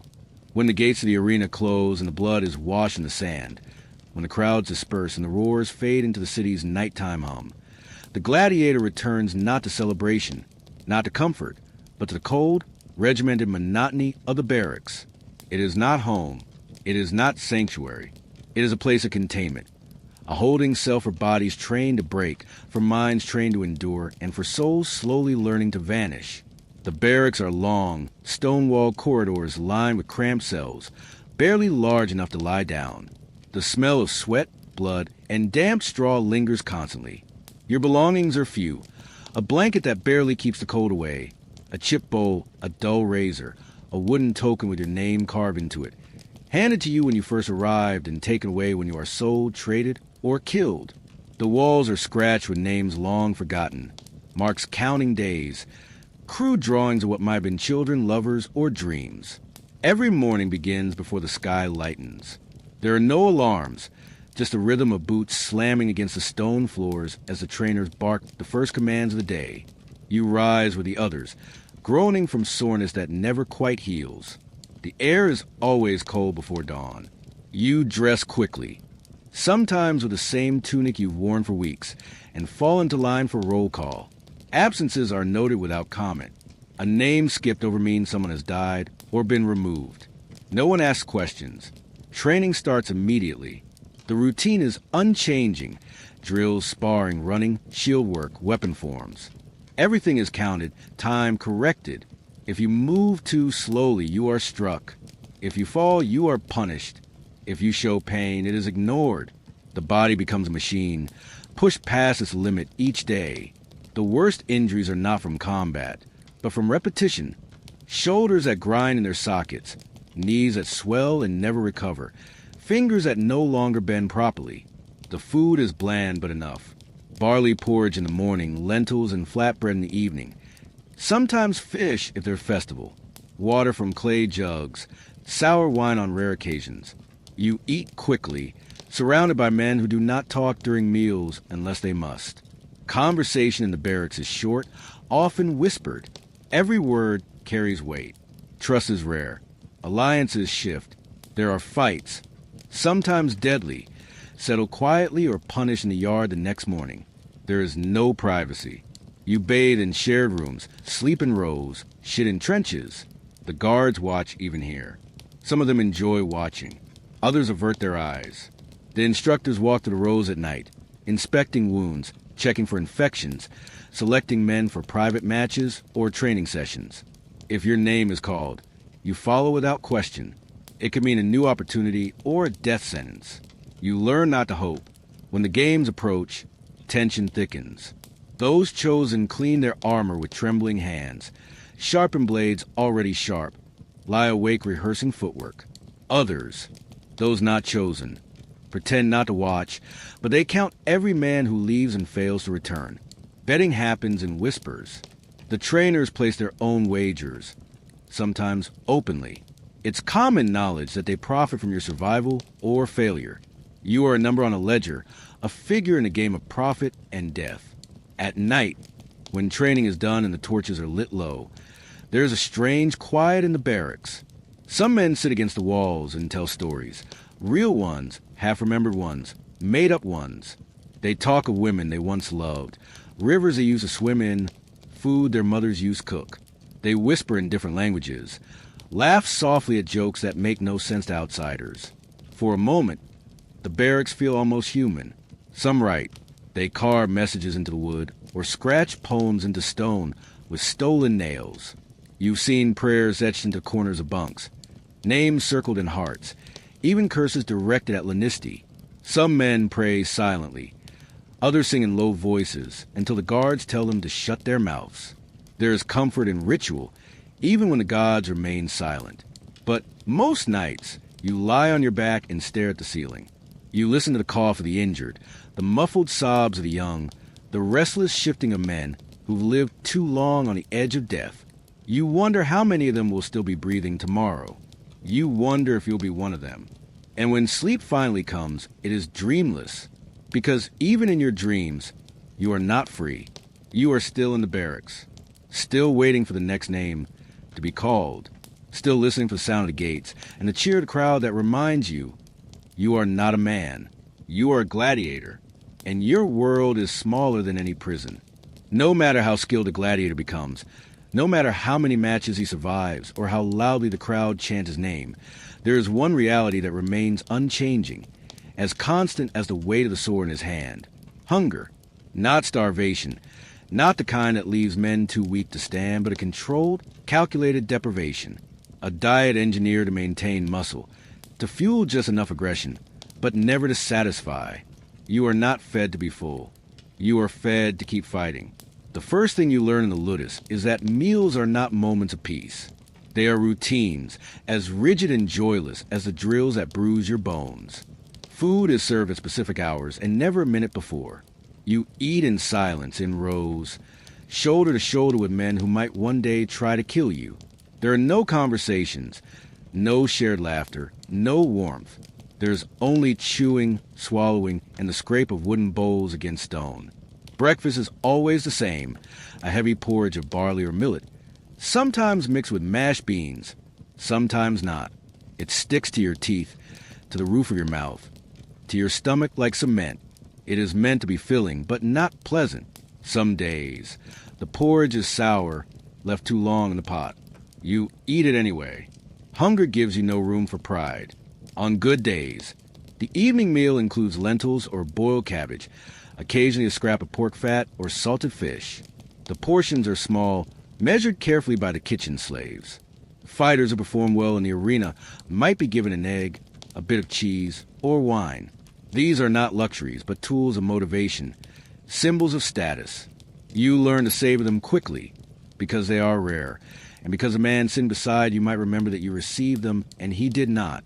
Water is rationed, not because it is scarce, but because control is everything. A dehydrated gladiator is a slower one, easy to command, less likely to rebel. The ludus masters watch your intake, regulate your weight, your muscle mass, your recovery time. They treat your body as a ledger to be balanced, an investment to be optimized. When you are sick, they do not adjust your diet to help you heal. They simply train you harder until the illness breaks, or you do. There are stories whispered in the barracks of men who once ate feasts, nobles who fell from grace, soldiers captured in battle, merchants who defaulted on debts and were sold into blood. They talk about roasted lamb, honey dates, pastries filled with cheese, and spice meat. The rest of you listen with blank faces, imagining textures, tastes, smells you've never known. Some men close their eyes while they chew the next spoonful of bland porridge, trying to trick their tongues into believing. But no one speaks of being satisfied. Hunger is a companion of every gladiator. It keeps you sharp. It keeps you moving. And it never goes away. Once a month, when festival games are near and the city is full of visitors, the ludus stages a feast. Not for you, for the sponsors, the wealthy patrons who pay for blood and cheer from shaded balconies. They come to inspect the fighters like livestock, and food is laid out in front of them. Roasted birds, olives, wine, figs, nuts soaked in honey. You are allowed to stand nearby, silent and still as they eat. If they are pleased, they toss you scraps. A bone, a piece of fruit with a bite already taken out of it. The crowd laughs when you scramble to catch it. Once, you were given a whole apple. It was not part of training. It was not a reward. A senator's wife threw it to you during a match, laughing as it bounced off your helmet. You kept it, tucked into your belt until the match ended, and ate it in 3 slow bites under the cold torchlight of the barracks. The taste stayed in your mouth for hours. You didn't sleep that night, afraid the flavor might disappear from your memory. Some gladiators hoard food, crumbs and cloth, old crusts hidden in the corners of their cells. Most of it spoils before they can eat it, but they keep it anyway, as if the very act of having it makes them feel less owned. Others refuse extra rations out of pride. They throw away the bread, spit out the wine, and call it strength. But even they wake in the night, clutching their stomachs, dreaming of tables that never existed. The diet of a gladiator is not just a regimen. It is a system of control, a constant, gnawing reminder that nothing belongs to you, not even the food in your mouth. Your hunger is part of performance. It keeps you lean, vicious, unpredictable. It gives you the edge of a desperate man, the fury of someone always just slightly empty. And so, you wake, you train, you fight, and you eat. Never enough, never well, never fully. The body endures. The mind adjusts. The soul grows silent. But the hunger remains. Always. Pain is easy. Pain is sharp, immediate, and honest. A wound bleeds. A broken bone throbs. A torn muscle screams when you try to lift your arm. These are sensations you can name, understand, and eventually endure. But it is not the physical torment that haunts the men of the ludus. It is not the sword or the claw or the lash that crushes the will. It is the silence, the waiting, the uncertainty that grows like a sickness in the mind. There is no schedule for matches. You train every day as if death waits in the next hour. Yet sometimes weeks pass without being summoned. Other times, you are pulled from your cell with no warning. Armor forced over your shoulders before your legs are fully awake. This unpredictability wears on you. It tightens your chest every time a guard approaches, no matter how casually. It makes you flinch at footsteps in the corridor. It keeps your muscles locked even when you lie on your straw mat, eyes open long into the night. The fear is constant, but never complete. It never becomes panic. Panic would be a relief. Panic would mean release. What you feel is quieter, a slow erosion of self, a sense of being watched even when alone, a creeping paranoia that grows stronger the longer you survive. You begin to question everything. Why the lanista looked at you for a second longer than usual, why the medic spent extra time on your wounds, why 2 fighters you trained beside are suddenly gone. Were they moved? Sold? Executed? Did they whisper the wrong words to the wrong ears? The mind plays tricks. You start to hear things. The clang of steel when no one is training. The whisper of footsteps outside your cell at night. The soft voice of someone calling your name who isn't there. These aren't hallucinations. They're echoes, fragment of mind pushed too far into repetition, too deep into fear. You speak less and less, because words are dangerous. They reveal weakness. They mark you as someone worth watching. Or worse, someone worth breaking. You begin to detach from your past. Your real name sounds foreign in your mind. The faces of your family fade, replaced by the faces of men you fought, some of whom you've killed. Their eyes, their blood, the final exhale as they fell, all stays with you more vividly than any childhood memory. And yet you can't mourn them. Mourning is a luxury for the living, and in this place, you are only half alive. Some men break quickly. They scream at night. They claw at the walls. They speak to people who aren't there. They cry openly during meals or whisper prayers until the guards beat them silent. These men are removed. Quietly, efficiently. No one asks what happens to them. No one wants to know. Others break more slowly. They continue to train, to fight, to eat, but something behind their eyes fades. They move without urgency, fight without passion. They take blows they should have dodged. They stop defending themselves when they fall. The instructors see it immediately. A fighter who has lost the will to live is a bad investment. He is either retrained with cruelty or thrown into a hopeless match against 3 opponents, just to give the crowd a thrill. He doesn't last long. The worst part is that you begin to envy them. You envy the ones who no longer care. You envy the ones whose minds have melted enough that they don't feel the weight anymore. Because you still feel it, every second of it. You still count the days. You still know what time of day it is by the sound of the sun heating the walls. You still have just enough memory left to want something more than this. And that wanting is the true torment. You start to fear hope more than death. Hope is cruel. Hope tells you there might be a way out. That a patron will buy your freedom. That a victory in the arena will earn you the rudis, the wooden sword that marks your release. But the truth is, almost no one earns it.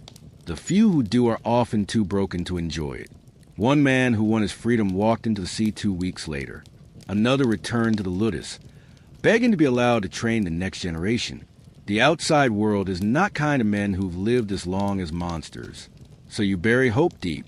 You wear it like a hidden scar beneath your armor. You never speak of it. You focus instead on the next match, the next meal, the next breath. You count the hours not in time, but in how many more movements your body can endure before it gives out. The psychological torment is not a moment. It is not a scream or a break. It is a slow, grinding silence that hollows you from the inside out. You become a shell of reflex and obedience. Your thoughts are not your own. They belong to the ludus, to the arena, to the empire. Even when you lie still, eyes closed, you are not resting. You are waiting, waiting for the gate to open, waiting for the roar of the crowd, waiting to be someone else for a few brief, bloody minutes. Because in the arena, pain is simple, pain is clean. But inside the barracks, when the world is quiet and the only voice left is your own, there is no simplicity. There is only the way to survival. When you are summoned before dawn with no warning, and the guards are too tense to explain, you already know it will not be an ordinary day. There is a hum in the ludus that vibrates beneath the stone floors. The instructors are dressed sharply. The kitchen offers a full loaf of bread, not the usual crust. And your name, your arena name, not your real one, is spoken with a tone halfway between reverence and dread. This is not a match for the masses. This is not for the local crowds or some regional holiday. This is for the emperor, not a festival emperor, not a pretender from the provinces, not a visiting senator playing at divine bloodlines. This is the emperor, the godchild of the empire, the one whose statue towers above the city, whose profile is pressed into every coin, whose decisions kill thousands with the flick of a stylus. He will be watching, and he will be expecting to be pleased. The moment you're led to the staging chambers below the Colosseum, you see the difference. The guards are in ceremonial armor, untouched by war. The torches are fragrant with imported oils. Musicians play softly, hidden from view, and the arena floor has been transformed. Fresh white sand, imported marble columns, silk banners bearing imperial insignias. This is no longer just a place of blood. It is theater, sacred and savage. You are not told the match details, only that you must with a red sash, a color signifying imperial attention, and that your death or survival will not be determined by the editor. It will be decided from above by the emperor himself. You wait in the holding corridor with 5 other fighters. You know them all. One trained beside you for 2 years. Another once shared his food when yours was taken as punishment. None of that matters now. You all wear the red sash. You are all chosen to entertain the same God King. Above you, trumpets sound. A procession begins. You can hear the crowd's roar surge like a wave, louder than you've ever heard it. The emperor has arrived. His name echoes through the walls like a curse or a prayer. When you are called, you step onto the sand and into a silence, so deep it seems the world has paused. The crowd holds its breath. Every movement you make, how you walk, how you carry your weapon, how you meet the gaze of the emperor's balcony, is observed and judged. Then the signal is given. The other fighters spread out. There are no teams, no alliances. This is not a match. It is a demonstration of chaos, a canvas of brutality where the emperor may pause at any moment, point a finger, and demand death or mercy. You fight with clarity you've never known. Every movement is sharper, every instinct more refined. You are aware not only of your enemies, but of how you look while fighting them.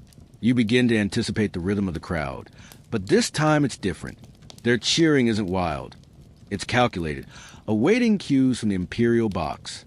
You hear laughter, not always from violence, but from clever footwork, from dramatic dodges, from the way blood arcs in the sunlight. Your second opponent goes down hard. You cut through his thigh and he collapses, screaming, dragging himself through the sand. You raise your weapon but do not finish him. You look up. The emperor rises slightly. His hand tilts, slow, deliberate. Thumb down. You do what is required. You no longer feel your body. Your legs move on memory. Your arms swing with rhythm. At one point, you are knocked to ground. A blow to your ribs sends a crack through your spine. You rise, shaking, only to find the next fighter waiting with bloodied eyes. He charges. You catch his arm, twist, throw him to the sand, pin him with a knee. You don't wait for a signal. You end him before he can scream. When it is over, you are one of only 2 left standing. The other is older, taller, heavier. You've sparred with him before. He is slower but calculating. You circle each other, the crowd now rising with anticipation. This is a finale, the blood-soaked peak of the emperor's entertainment. He feints low, swings high, and clips your shoulder. Pain explodes down your back. You counter with a lunge that drives your sword to the side of his armor, under the ribs.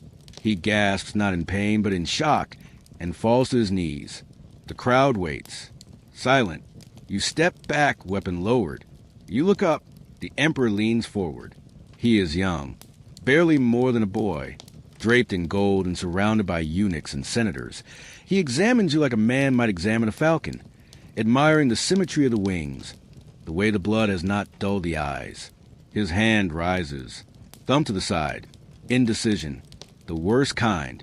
The editor approaches slowly, turning to the crowd. They cheer, some for life, some for death. The emperor speaks. His voice does not reach you, but the signal does. You are to live. Barely. You are escorted out of the arena under armed watch, not in triumph, but in regulation. Your wounds are ignored. Your armor is stripped. Your sash taken. Later, a letter arrives from Palace. It is sealed with the imperial mark. Inside is a coin engraved with your arena name. A token, a reminder. You are now a favor of the emperor. This is not a reward. It is a collar, because now your matches will not be random. They will be summoned by name, selected for pleasure, pain, or political whim. You are no longer a gladiator. You are a pet, a creature trained to dance for gods and flesh. And the worst part is, everyone watching that day will remember how well you danced. The morning after a match for the emperor is colder than any you've known. not in temperature, but in silence, in the way the barracks stares at you, the way even the instructors, men who screamed at you, beaten you, mocked you, now keep a measured distance, like you made of glass or fire. You are no longer one of them. You fought before the most powerful man in the empire and survived. That kind of survival changes your shape in their eyes. But it doesn't change what hurts. Your body is wreckage. A cracked rib makes every breath feel like a dagger. The slice along your shoulder has begun to throb. The cloth dressing already soaked through with pus and blood.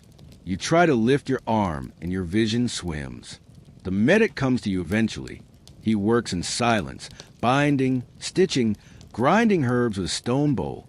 He does not ask how you are. He simply says, "You'll live," and that is all the compassion the ludus has to give. You are allowed a few days to rest, not out of kindness, but preservation. You're valuable now. The emperor knows your name. The ludus must keep you alive, if only to prepare you for his next whim. While you lie in the dim corner of your cell, you watch the others train to the barred window. Their movements look slower now, clumsier, but you know they haven't changed. You have. Pain becomes your companion again, not the sharp agony of wounds freshly made, but the deep ache of old injuries that never healed right. You catalog them in your mind. The twisted ankle from your third match, the half-numb fingers from a blow to your neck, the knife scar that tugged oddly when you swung high. Each one is a story, not of glory, but surviving the impossible. And each one whispers the same truth. This can't go on forever. Some nights, the ghost of pain keeps you awake. You turn on the straw, unable to lie flat. You sit up, gripping your ribs, teeth clenched, breathing shallow. Around you, the other fighters sleep, some snoring, some murmuring in their dreams, others still as corpses. You wonder if they feel it too, this hollowing inside, this weight not even steel can describe, the fear that one day your body will simply stop obeying, that you will step into the arena and feel nothing in your legs, that your grip will fail mid-swing, that your eyes will blur and the sand will swallow you. You try to stretch. The Lanista once said, "A tight fighter is a dead fighter," but your joints feel rusted. Scar tissue resists. You wince at the pull across your thigh, the heat that flares in your hip. Each motion tells you the same thing. You are nearing the end whether you want to or not. The older fighters, the ones who've lasted, move differently. You watch them. They are slow, yes, but not weak. They conserve energy, understand pacing. They strike only when certain. They carry their scars not like burdens, but like armor. You begin to mimic them, not out of admiration, but necessity. Your body can't afford waste anymore. Every motion must count. Every step must be placed. Every breath measured. Your scars begin to itch. It's a small thing, but constant. The medic says it's healing. You don't believe him. Some wounds never close fully. They linger beneath the surface, waiting for weakness. When you train again, you do it differently. Less brute strength, more angles, more timing. You no longer try to overpower your opponent. You try to survive him. One evening, after a long day of drills, you're called aside by a trainer who used to ignore you. He studies your stance and says, "You've learned." Then he throws you into a match without notice, just to see if you still have the instincts. You do. You win, but it's not clean. You take a slash to the knee that bleeds through your greaves. The other fighter limps away groaning, his face shattered by your elbow. No one cheers. This is not an arena fight. This is just survival in a cage. Later, when you remove your armor and clean your wounds, you notice something new in the mirror. A scar that cuts across your back in an arc, like a drawn bow. You hadn't realized it formed. It's from the lion, you think. Or maybe from the duel after. Or the execution. They blur now. You trace it with your fingers. It's deep. It will never vanish. And you're grateful. Because scars don't lie. Scars tell the story your voice no longer remembers how to say. When the world forgets your name, your body will still carry the record. You lie down on the straw that night and do not sleep, but you do rest. For the first time in weeks, you allow your breath to slow. You feel the pain. You let it in. You let it settle beside you, not as an enemy, but as the only witness to all you've endured. The next morning, you rise when the trumpet sounds. You dress. You wrap your leg tighter. You eat the porridge without tasting it. You step into the yard, and you raise your sword. Not for glory, not even for the crowd, but because the scars have taught you the one truth no arena chant ever will. To live is to endure. And you're not done yet. For all the pain, the chains, the endless drills and the lashings, the Ludus is also home to one of the strangest truths a gladiator comes to know, that among men condemned to die, there is still space for brotherhood, not friendship. Exactly. Friendship is too soft, too easily broken in a place where tomorrow you may be ordered to spill the blood of the man who once helped stitch your wounds. But something stronger than camaraderie lives in the shared silence, in the looks exchanged after sparring, in the way two men might eat side by side without speaking a word and feel understood. It begins in the arena. You learn early on that trust, even if temporary, keeps you alive. When you're thrown into a team match, Myrmilones and Threses versus Retiarii and Secutors, your life depends on the man to your left holding the line. You glance once, and he nods. You don't know his name. You don't need to. You both understand what must be done. And when you win, breathless and bleeding, you sit beside him afterward and share your water without asking. That's how it grows. Quietly, without ceremony. There's Marcus, the Gaul, whose laugh is louder than crowds' roar, who sings after matches with a voice like broken stone. He once lifted a man clear off the ground during a sparring session and dropped him gently because, as he later said, he looked too tired to fight. You fought beside him. You've seen him take a blade to the forearm and keep swinging. When you collapsed from heat once, it was Marcus who carried you, cursing the sun like it owed him money. Then there's Hanno, the old African who fought for 10 years before being gifted the Rudis, then sold back into slavery a year later for insulting a magistrate. Hanno trains the new recruits now, limps when it rains, and carries a memory of every man he's killed in a gaze that never fully meets yours. He speaks little, but when he does, you listen. He once told you, you don't win by killing, you win by learning who not to kill and why. You didn't understand it then. You're starting to. Even Decimus, the one everyone feared, the brute who bit a man's ear off in a pit match, has softened just barely in the months since you first saw him. He sharpens your blade without being asked. He once stood between you and a drunk guard who wanted to make an example. He never explained why. He just nodded, then walked away. These men will never be your friends in the world outside, because the world outside has no room for them. Out there, they were criminals, traitors, outcasts. But here, under the rule of sand and steel, they are brothers. Not by choice, by survival. In the barracks, when the lamps burn low and the air is thick with sweat and rot, you sit together and share what little comfort there is. One man hums a song from the mountains. Another carves tiny animals into a bit of bone. Someone tells a joke in a language half the group doesn't speak, but the laughter still comes. You pass a wineskin around. You talk about dreams you don't believe in. You all pretend, for a few moments, that you are something more than weapons. But there is always the unspoken rule: never become too close. Affection here is dangerous. You do not grieve openly when a man does not return from the arena. You do not ask what happened when someone comes back broken, silent, blood dried into their hair. You nod. You offer water. You move on. Yet sometimes, when no one is watching, you leave a mark behind. A scrap of bread near someone's mat. A message scratched into the wall. A small stone placed beneath a blanket where a man once slept. A ritual of remembrance. A refusal to let the world erase him completely. Then one day it's you. You're paired with someone you know. A man who once saved your life. You're told there can only be one victor. There's no hesitation. No revolt. No appeal. You enter the arena, and the sun blinds you. You look across the sand, and he is there, helmet tucked under one arm, already bleeding from some earlier match. He meets your eyes. He nods. You both know what you must do. The fight is brutal, but slowed, controlled, like a dance you don't want to finish. You take turns hitting. You draw blood without cutting deep. You make the crowd believe. They scream. They chant. They begin to grow restless. He lunges. You block. You slash. His shoulder opens.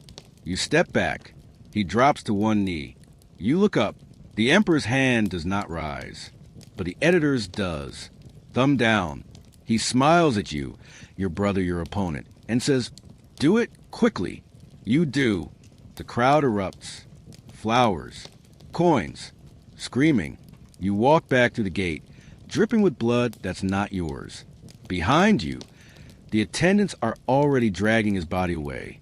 In the cell that night, you cannot speak. But someone places a stone beneath his blanket. Another carve his name, real or given, into the wall. And Marcus sings a song none of you know, but all of you feel. This is what passes for mourning here. This is how you remember the only family you've ever known. They talk about it like it's a myth. A legend passed from the older gladiators to the younger ones, from the dying to the desperate. A way out, a finish line, a clean ending to a life written in blood and sweat. The rudis, a simple wooden sword, polished and plain, given by a lanista or an emperor to signify freedom. Freedom from the arena. Freedom from the ludus. Freedom from killing. You have seen it once years ago, from a distance. The crowd had gone silent, and a man stood in the middle of the arena, breathing hard, his body trembling.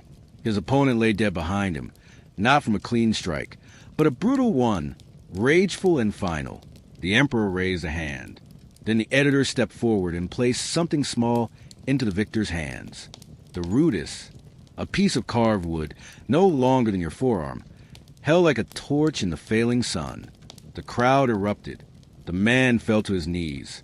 His armor was stripped away that night, but not by guards. He walked out of the Colosseum bare-chested, carrying the only weapon that never demanded blood. You remember thinking, it can happen. Now, you are told the Emperor has summoned you again. Not for a match, no. This time, to receive something. The ludus whispers. Some say you are being honored. Others say you are being sent away, sold to another city for sport. One man claims the Emperor wants you to train his private guard. Another insists you'll be executed for knowing too much. You feel nothing. Not fear, not hope, just a numbness so deep it has replaced your bones. When you arrive at the imperial chambers, it is not in chains. You are washed, dressed, your wounds covered. You stand not as a gladiator, but as a guest, barefoot on marble, staring at a god in human skin, lounging beneath silk canopies, wine staining his lips. He says your name. He smiles. He calls you Rome's champion. And then a servant steps forward, holding a small, slender object on a cushion.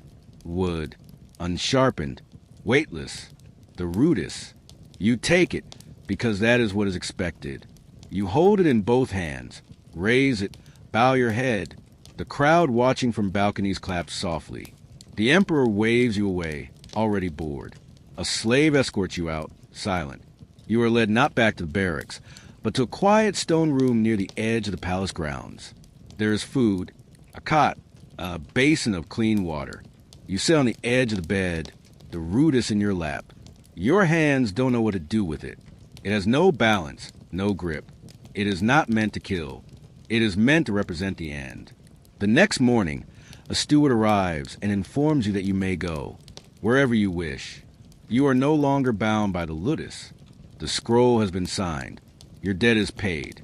So you walk out of the palace, through the gates, into the city, and it terrifies you. The streets are full of people who don't know your name, who have never seen you fight, who look at you and see only a man with scars and broken posture. Children run past you, laughing. A woman yells at a merchant over spoiled olives. A soldier walks by, nodding politely. You don't know how to breathe here. The sky feels wider, the air too light. You sleep in an alley your first night. Rudis clutched to your chest. You dream of sand and screams. When you wake, you expect to hear the trumpet call, the clang of iron, the bark of orders. Instead, there is only silence. You try to find work, but you have no trade. You can fight, you can kill, you can survive, but you cannot bake bread or mend nets or tend sheep. A tavern owner offers you coin to stand by his door and look threatening. You do, and the drunks avoid his place. He pays you with old wine and bitter stew. Weeks pass, then months. You meet other ex-gladiators, some with rudis like yours, worn smooth from years of being held too tightly. They tell stories, laugh, drink, but none of them talk about peace. One is missing a leg. Another is blind in one eye. All of them bear the same look behind their eyes, the knowledge that freedom did not heal them. You begin to wonder if you ever left the arena, because every alley feels like a corridor. Every crowded market sounds like a screaming crowd. Every time you sleep, you see faces. Some you killed, some you failed, some you tried to save. And the rudis, your token of liberty, lies beside you every night. Not a symbol of freedom, but a tombstone, a reminder that the only thing more unbearable than captivity is outliving it. One day, you return to the ludus, not as a slave, not as a fighter, but as a man with nowhere else to go. The lanista sees you and says nothing. He nods toward the yard. You pick up a practice sword and step onto the sand where the new recruits train.